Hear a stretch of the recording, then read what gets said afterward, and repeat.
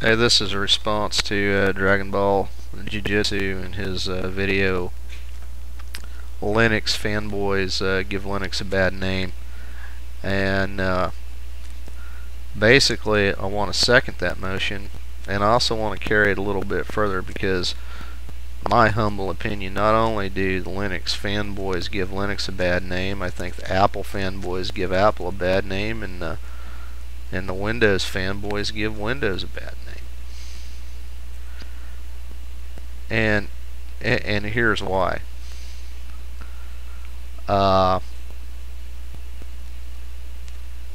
Normally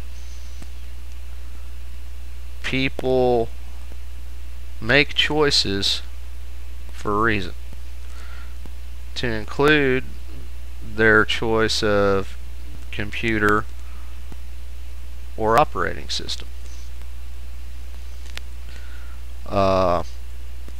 And when you get in that fanboy mode, especially when you get up here on YouTube and start spouting it,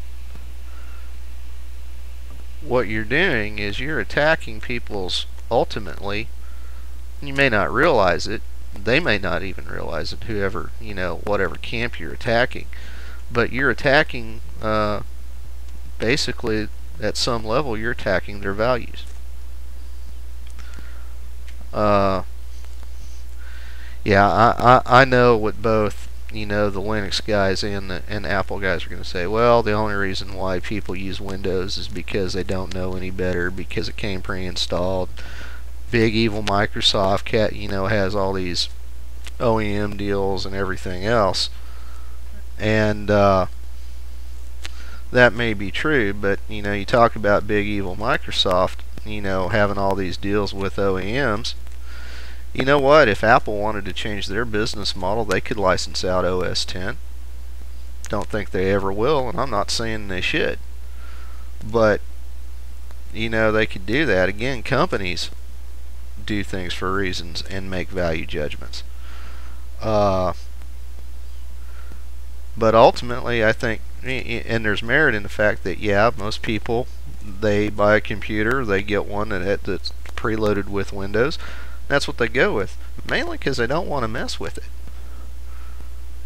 I mean, it would be the rare person who would go down to Fry's or Best Buy or Office Max or wherever and buy just a bare bones computer, if you could get them, and then monkey around with installing an operating system. And even then, their choices would be limited to whatever flavor of Unix is out, or Linux is out there, or Windows. If that were the case, probably more people would choose Linux just because of the cost difference. But even still, no serious large-scale computer manufacturer is going to sell bare bones, no operating system computers, and no big box retailer is going to carry them. Just not. And a lot of this will delve into, frankly, some pretty arcane and sometimes rather silly technical arguments. And 6 of one, half a dozen of the other. I'm going to tell you right now, there's no such thing as a secure operating system. There is no such thing as an unhackable computer. Alright? It just doesn't exist. Now, there are some systems that have better, superior security models to others.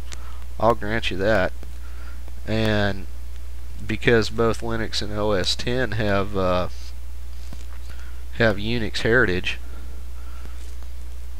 yeah, both of those have a superior security model to Windows. But on the other hand, Windows is designed to be easy to use, so there's oftentimes a trade-off, there between absolute security and ease of use. And because they've strived so hard and sort of put that ease of use thing first and foremost, and there's argument there on whether or not they've done that very well, that opens a lot of holes and that people exploit. But the thing that anyone has to admit, there are Linux exploits out there, there are OS X exploits out there, but frankly, those exploits aren't really worth your average script kiddie or hacker's time. One, because they are harder to find because of the superior security model, and two, just not enough market share to monkey with it. So you go after the big boy on the block. You go after Windows. And I'm going to talk to my own camp here a little bit. I guess that would be the Linux camp. Don't try to pretend that doing things like installing software is easier than Microsoft or Windows. Dragon Ball points out, if you want to install something that's not in a repository anywhere, which, first of all, I'm going to tell you, personally, I think that's a little scary, because if it's not in a repository, it means it hasn't had the eyeballs on it, and it hasn't had all the stability testing that software in the repositories have. So you're taking a risk there. And second of all, you're going to have to compile from source. And that's above the average user's head. It really is. I can think of, I've done it a few times. It's a pain in the butt. You have to do that very often? No, admittedly you don't. And probably only the real hardcore, very technical user is going to attempt to compile something from source that's not in repositories. But sometimes, especially with certain drivers, that's the only choice you have. Don't know about OS X. From what I understand with OS X, it's software installation's a click and drag deal. I don't know. But don't sit there and try to pretend that Linux is easier than Microsoft. It's really not. Take, for example, the repositories only work if you're connected to the internet.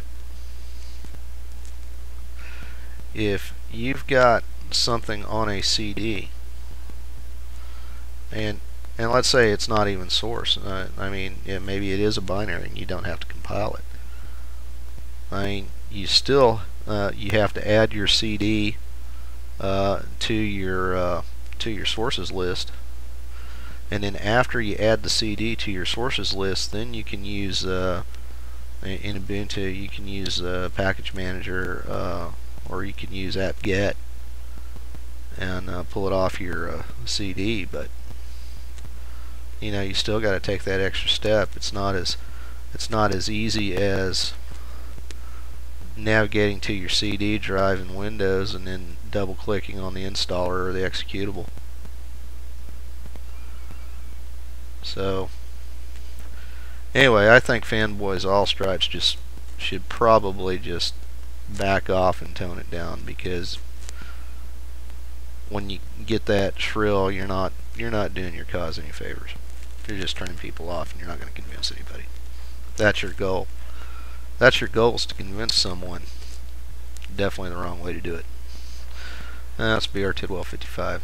Thanks for watching.